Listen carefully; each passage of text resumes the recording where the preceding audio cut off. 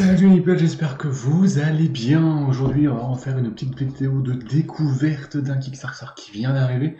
C'est Chamber of Wonders, ça vient tout juste de sortir. C'est chez Ludus Manus Studio Lite, la version, je dirais, petit jeu de Ludus Manus Studio, cet éditeur italien que vous connaissez bien maintenant sur la chaîne. Donc on va découvrir ensemble cette belle boîte et puis tout ce que j'ai reçu avec. Voilà, donc tout le Kickstarter. Ça va peut-être sortir en français après en boutique, on verra, ou en tout cas il y a les règles françaises, je vous montrerai où elles se trouvent. Et puis rapidement, en toute fin de vidéo, je vous présenterai les règles parce que vous allez voir, c'est très simple, c'est très rapide, c'est un petit jeu de collection de cartes qui mêle un peu de draft, un peu de stop d'enchères, d'enchères cachées, il y a plein de petites choses, et ça se joue en une demi-heure, c'est du 2-4 joueurs, il y a un mode solo, mais c'est pas vraiment le cœur du jeu, c'est vraiment le 2-4 joueurs. Je vous avais fait une vidéo complète sur Tabletop Simulator lors du Kickstarter, donc vous pouvez la retrouver si vous voulez voir une partie complète à 3 joueurs. Et moi, sinon, je vous propose c'est de regarder tout de suite cette jolie boîte. Alors déjà, moi je trouve la boîte vraiment super jolie. Il y a sur la couverture, ce qui est relativement, alors c'est pas unique mais rare, on n'a que l'image, on n'a pas du tout les mentions des auteurs, de l'éditeur, etc., etc. Vraiment, et on profite vraiment de cette belle image d'une chambre des merveilles, une chambre des curiosités en fait, c'est ce qu'on va collectionner les curiosités dans l'époque de l'Angleterre victorienne, si je ne me trompe pas. Donc voilà, très jolie boîte.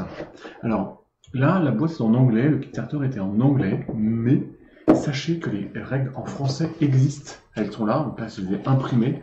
En fait, vous les avez sur le site de Ludus Manus Studio, donc je vous mettrai le lien dans la description de la vidéo si ça vous intéresse.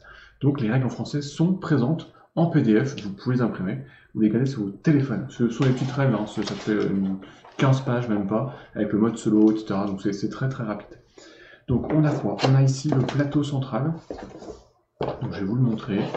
Je vais vous le montrer tout à l'heure. Tac. Voilà. En fait, dans le plateau central, on va mettre on va mettre des quartiers qu'on va pouvoir visiter. Ici, ce sont des contacts des agents. On va pouvoir utiliser leurs bonus lorsqu'on est sur un lieu et qu'on les agents adjacents. Là, c'est la pioche. Donc, c'est un petit plateau très simple. Voilà. Alors, qu'est-ce qu'on a? On va regarder là. Bon, on a tout ce qui est dés en fait. Hein. Tac. Je crois que les dés, c'est pour la partie solo. Il me semble, hein, parce que dans la partie non solo, il n'y a pas de dés. Donc je pense que c'est pour la partie solo. On va les regarder tranquillement parce que ça, j'espère qu'ils sont bien jolis. Ce sont nos petits meeples. En fait, on a, ils sont plutôt pas mal. On a plusieurs. On a entre 2 et 3. On en prend entre 2 et 3 selon le nombre de joueurs qu'on va être. Oui, on n'a pas beaucoup, hein. Mais en fait, on va réaliser des actions pendant le tour des autres joueurs. C'est pour ça que il n'y a vraiment aucun temps mort dans le jeu, puisque lorsque les autres joueurs jouent, on a des actions aussi. Voilà, donc plutôt sympa. En fait, par joueur, et c'est plutôt 3 meeples ça c'est les meeples d'un joueur. Donc il en prendra 2 ou 3 selon le nombre de joueurs. Mais voilà, c'est le dessin qui fait foi, c'est pas la couleur. Ça me permet de savoir où on est avec les couleurs. Voilà, petit meeple avec une petite image. Très joli. On est habitué avec Ludus Manus Studio à une matériel de bonne qualité. Alors il n'y a pas de raison que ça change avec la version light. Alors ça va être à monter, je crois. On va voir, c'est en fait nos cabinets de curiosité. On va regarder. Donc là, on a. Voilà, alors c'est en anglais. Ce sont ce qui vous explique, ce sont le contenu exclusif, je pense, au Kickstarter.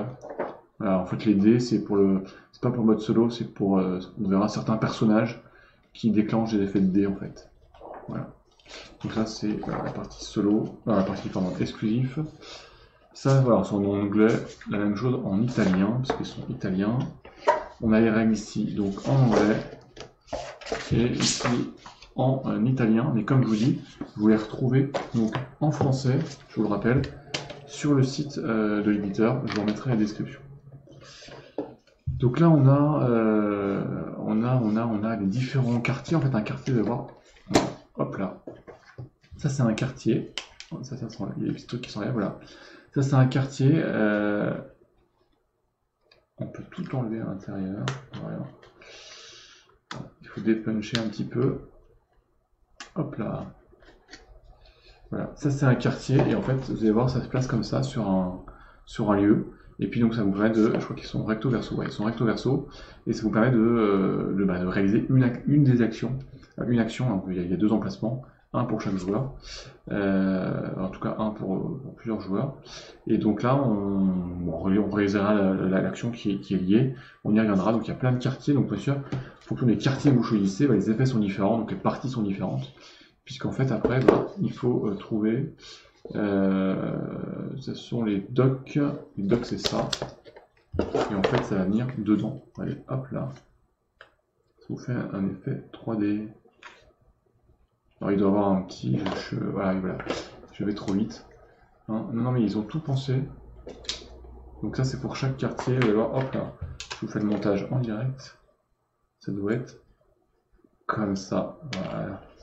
Et donc, en fait, ça va vous faire un truc 3D. Alors après, il faudra qu'on voit est-ce que ça rentre dans la boîte ou pas, une fois c'est monté. Parce que s'il faut démonter à chaque fois, ça a l'air de rentrer en hauteur. Donc c'est pas mal. Donc ça vous donne un petit effet 3D comme ça, vous voyez.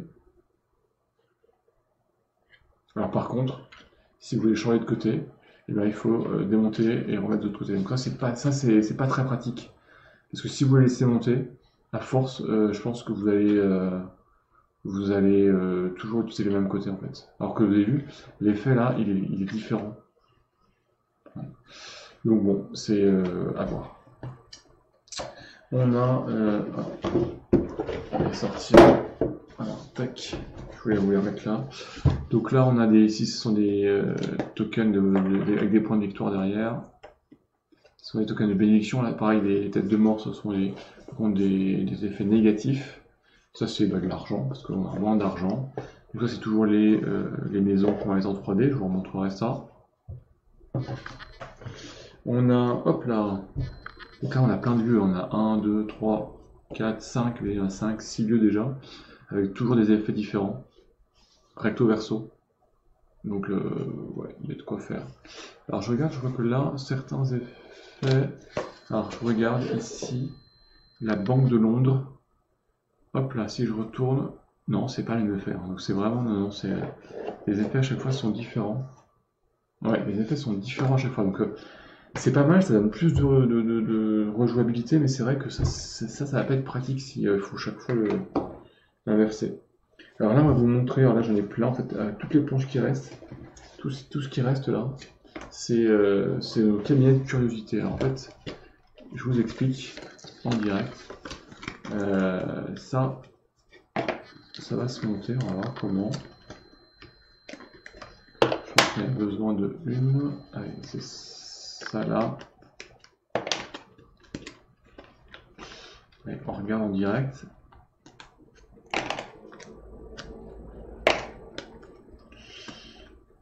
Tac, donc en fait ça va. Hop là, on va monter le cabinet. En fait, les cabinets, c'est là où vous allez exposer vos œuvres. Mais attention, une fois qu'une œuvre est exposée, vous ne pouvez plus la retirer. Donc il va falloir les exposer au bon moment, ni trop tôt ni trop tard, pour exposer vos meilleures œuvres. Mais si vous attendez trop que la partie se termine, c'est dommage. Je sais pas comment on monte ça, je monte ça vraiment ça au hasard. Je me demande si c'est pas comme ça. Ça me paraît pas mal. Après je vais vous montrer comment on se remet les cartes dedans. À mon avis c'est un truc comme ça.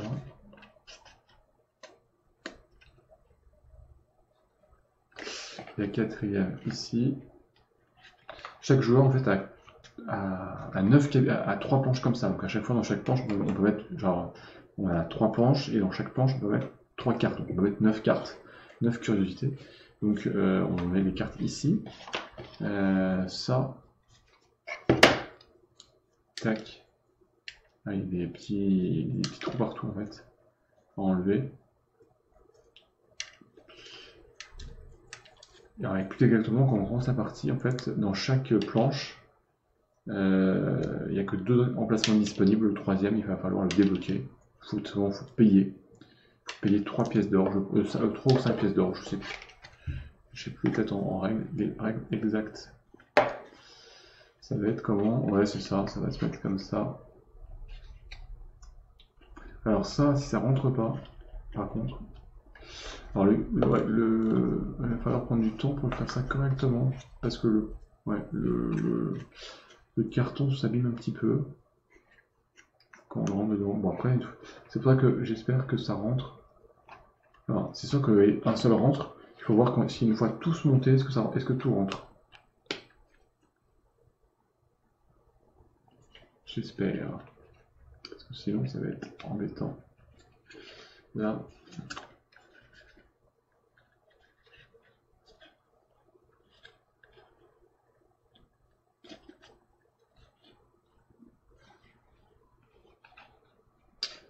Ouais, il faut que ça rentre.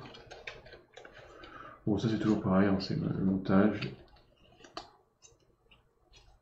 C'est enterré une fois. Voilà. Ça vous donne ceci. Et en fait, il reste là, vous avez vu, il y a des petites... Voilà. Et ça, en fait, tout simplement, ça va se mettre en bas pour coincer vos cartes. Donc c'est plutôt joli, c'est plutôt sympa, ça donne à tout ça un petit jeu, un peu de 3D. Voilà. Donc ça donne, voilà. Et en fait, dedans, vous allez mettre vos cartes. Alors vos cartes, elles sont là.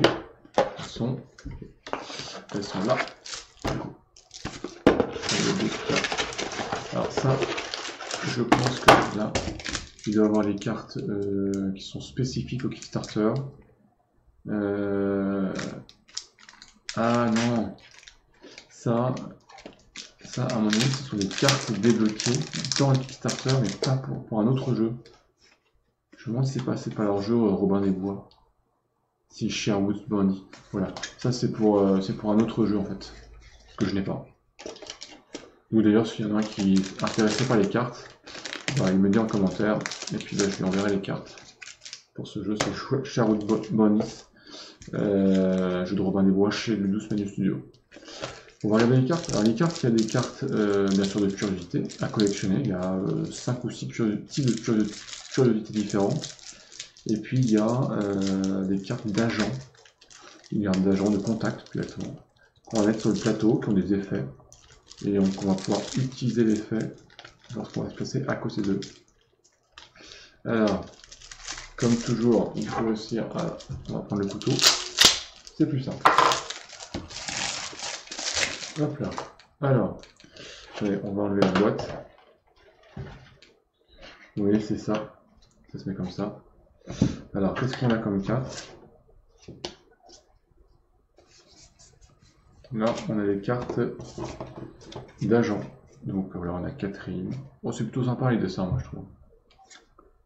Cara. Alors, à chaque fois, vous avez vu, il y a un effet. Donc, ça, alors, le jeu est complètement indépendant de la langue, hein, par contre. Hein. Il n'y a que des icônes dessus. Voilà. Donc il y a des effets qui se déclenchent. Bon, il y a plein d'effets différents.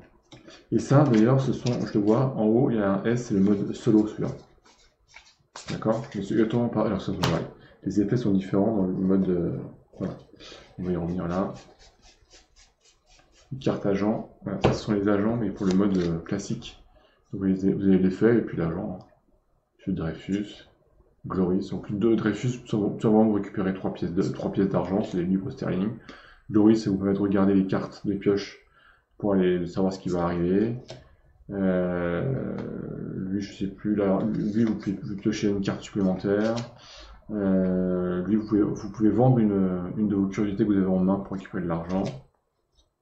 Lui, vous gagnez justement un de ces emplacements là. Celui-ci, au début de partie, on met ceci, on met le petit jeton Coming Sound, pour dire que c'est comme ça là. Voilà.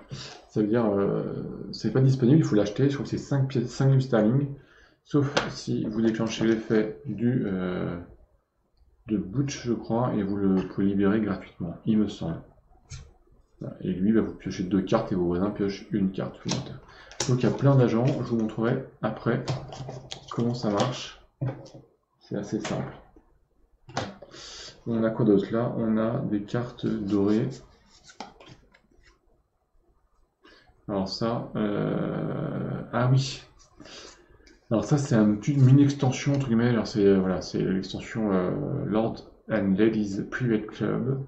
En fait tout simplement c'est pour donner un petit peu de côté asymétrique au jeu. Chaque joueur récupère une de ces cartes et a un pouvoir différent, une capacité différente qu'il peut utiliser en cours de partie ou qui permet de scorer en fin de partie. Par exemple si vous récupérez cette carte, elle vous dit qu'en fin de partie, 2 livres sterling, toutes les 2 livres sterling, vous gagnez un point de victoire supplémentaire. Donc ça vient donner un côté complètement asymétrique au jeu, des capacités un petit peu différentes pour chaque joueur, donc ça va un petit peu vous orienter. Par exemple celui-ci, quand vous piochez deux tokens de crâne, qui sont un peu des malus, et bien au lieu d'en piocher un seul, vous en piochez 2, et vous prenez celui que vous voulez. Voilà, ce qui est un peu intéressant. Donc ça, voilà. Et puis là, voilà, on a toutes les curiosités. Alors il y en a un paquet différentes.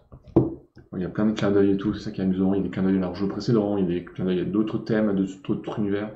En fait, ce qu'on trouve, c'est ici leur coût en pièces, sur leur voix en particulier, leur point de victoire, et puis par exemple leur type. Ici, c'est du type d'un monstre. Et par contre, les cartes de monstres, soit vous pouvez l'afficher toute seule, ça vous apportera 3 points de victoire. Soit les monstres, si vous mettez par 3, ça, des pieds, un corps et une tête, ça vous fait des points de victoire supplémentaires. Donc là, vous avez plein de pieds différents, mais il faut réussir à collectionner. Par exemple, voilà, un corps avec ce corps-ci, avec ces pieds-là, et puis une tête. Et dans ce cas-là, quand vous avez les trois cartes en main, vous pouvez les mettre, et ça vous donne des points supplémentaires. Alors vous avez les monstres, comme ça, il y en a un paquet. Hein. Là, je sais plus ce que c'est d'autres curiosités, d'autres points de victoire. Et il y a d'autres systèmes de scoring, c'est-à-dire que chaque carte rapporte des points de victoire, mais si vous les mettez ensemble, etc., vous rapportez plus ou moins de points de victoire. Il y en a plein, Dexter, voilà, typiquement Dexter, quoi. Il y en a toujours 2 en fait, Scum, les tentacules, Bulma. Voilà, pour celle-ci, là, les cartes comme ça, là, les cartes, celles-ci, ce sont des merveilles héroïques, oui. Ce qui fait que quand vous l'exposez, vous avez 5 points de victoire en fin de partie, mais surtout vous piochez un token de triomphe de points de victoire supplémentaires.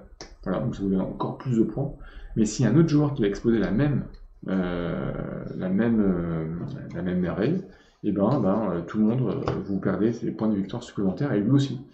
Donc ça peut être intéressant si vous avez un adversaire pour pouvoir faire perdre des points de victoire, et puis pour vous, si vous revoyez passer la même curiosité, peut-être que vous allez avoir la mettre de l'autre côté, pour éviter qu'elle apparaisse et vous faire perdre des points. Vous voyez, c'est des petits effets comme ça, sympa. C'est pour ça que tout est indiqué, tout est très clairement visible. Rosetta, la paire de Rosette, bien sûr. Le Graal. Il y en a plein. Excalibur. Là, on retrouve Excalibur ici. Képerer. Donc là, ce sont des... je sais plus. Alors là, vous gagnez des choses, vous gagnez de l'argent quand vous la mettez.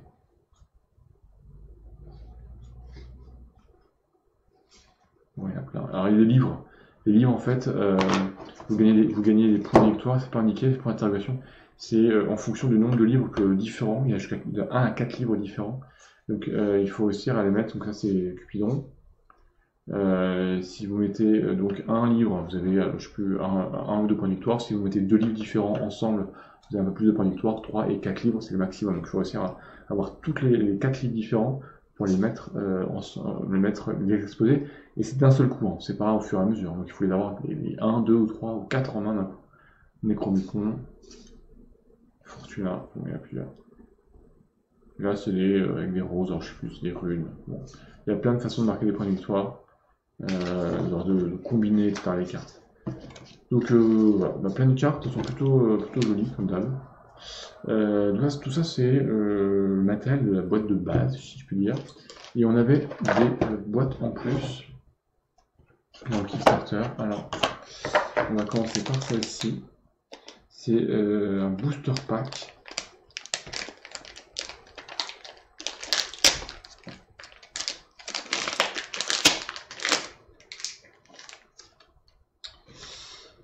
Alors, ce booster ajoute des nouveaux types de merveilles, une nouvelle façon d'enrichir vos collections dans votre quête.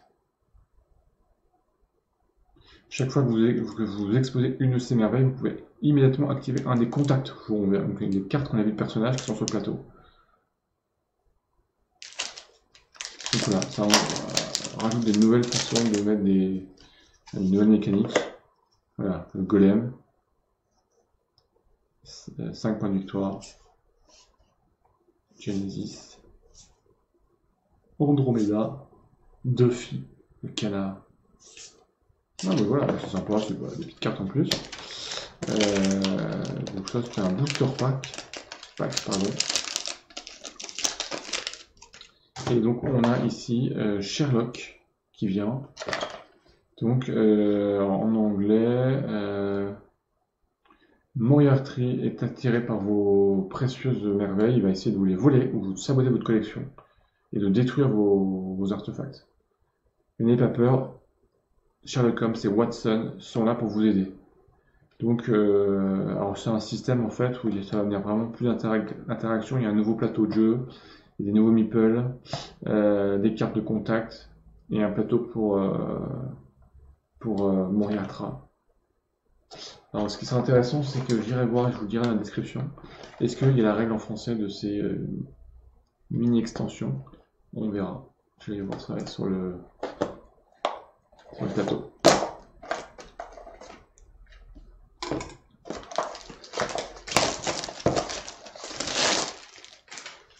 Tac.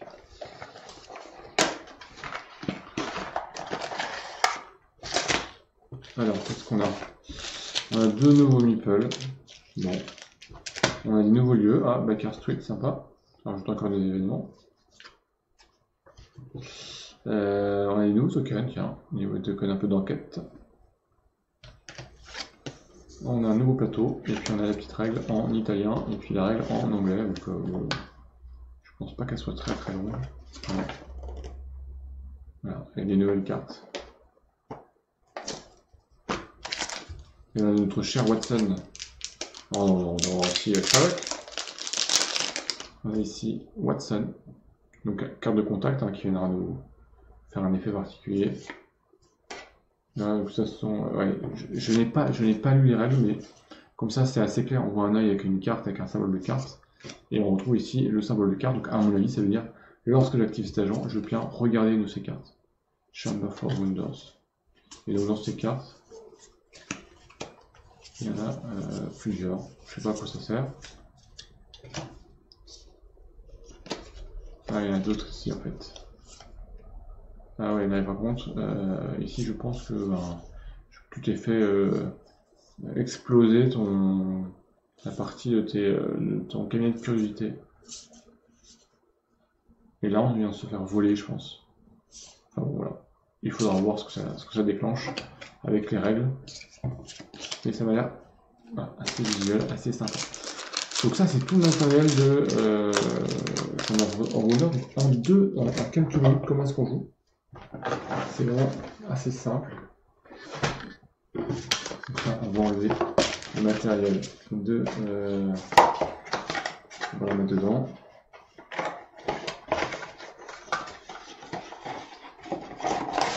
Tac, tac. Alors, si on regarde juste la boîte de base, on va pas regarder le reste. Ce qui se passe, c'est que vous prenez votre plateau, vous l'ouvrez, hop là. Ok, vous prenez des cartes d'agents, de contact, vous en mettez 4 comme ça. Voilà, les autres ça ne servent à rien. Vous mettez des lieux, donc là vous en mettez 1,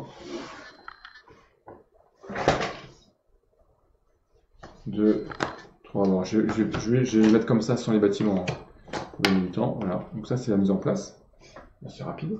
Chaque joueur prend des plateaux comme ça. Donc on en prend en fait, chaque joueur on prend 3 plateaux comme ça. Donc il y a 9 cases. Et sur chaque plateau, la troisième n'est pas disponible. Il va falloir la construire, la libérer.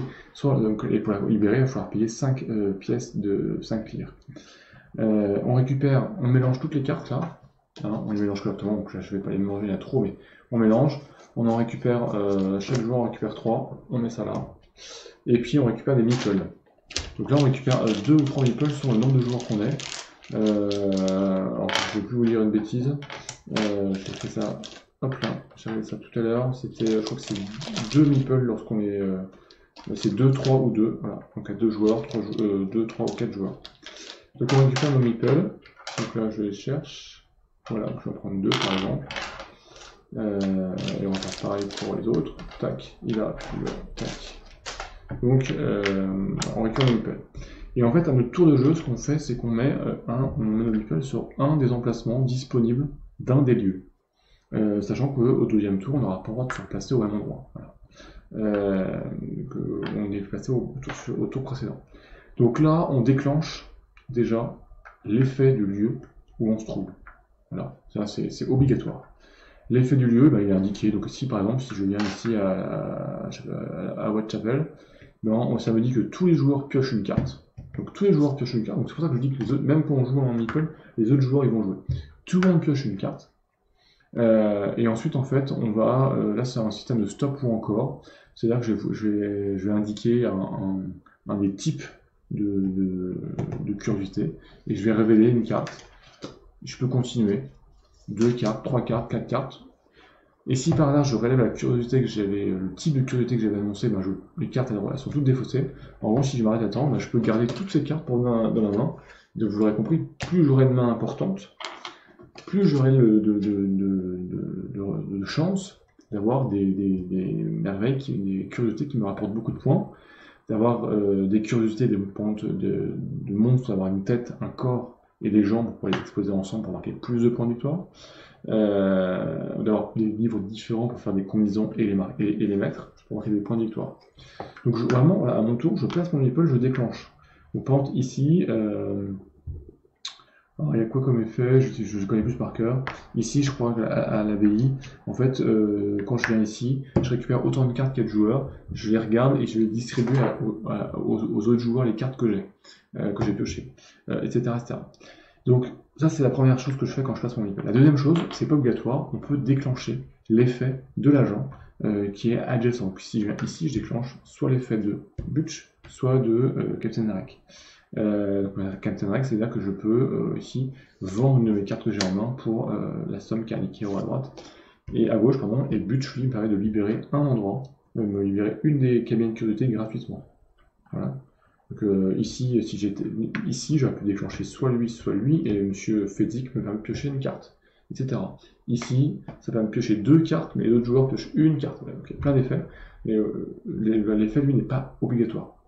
Je vais déclencher l'effet de l'agent. Ensuite, quand j'ai fini, c'est au joueur suivant qui va venir placer son meeple, et puis on va faire, voilà, on va placer tous nos meeples. Et donc quand on a placé les 2 meeples ou 3 meeples, et c'est une fin de partie. Sachant que, vous allez dire, quand est-ce qu'on peut exposer? On peut exposer en fait, une fois que j'ai joué un meeple, on peut exposer, tous les joueurs peuvent exposer une carte. Alors, donc à la fin de chaque tour en fait, de chaque joueur. Donc comment est-ce qu'on expose? Tout simplement, on prend une de ces cartes en main et on vient la mettre dans un cabine curiosité. Attention, quand une carte qui est placée, on ne peut plus l'enlever et on ne peut rien mettre d'autre. C'est une carte.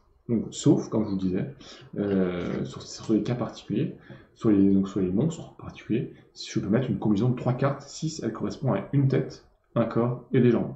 Dans ce cas, je me mets 3 cartes, et je vais marquer pas mal de points de victoire, parce qu'il y aura des points de victoire sur toutes les cartes.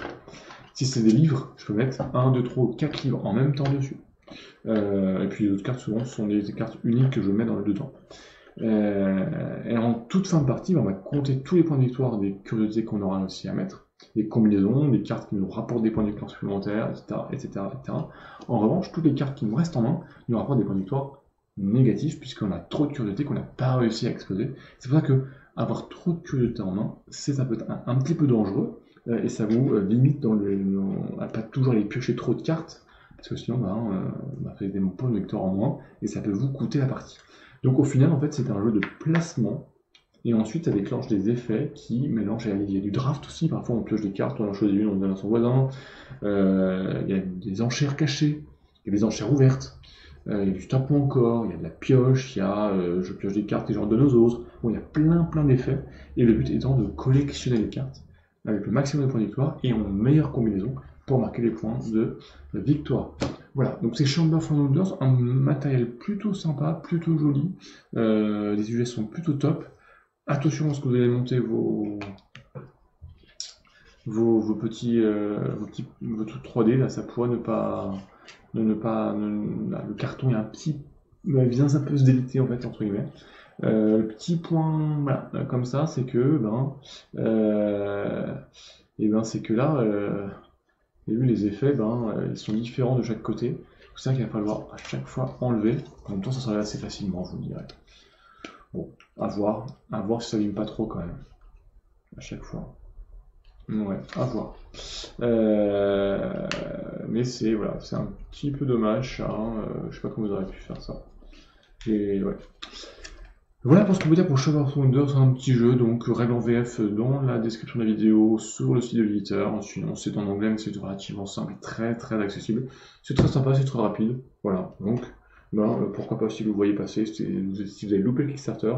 Sinon ça arrive dans vos boîtes très bientôt si vous allez participer au Kickstarter. Sinon il va falloir profiter peut-être d'une sortie boutique en anglais, je sais pas, à voir. Et ben voilà, n'hésitez pas si vous avez des questions, j'y répondrai avec grand plaisir et nous on se retrouve très vite pour de nouvelles aventures. Ciao les nipples!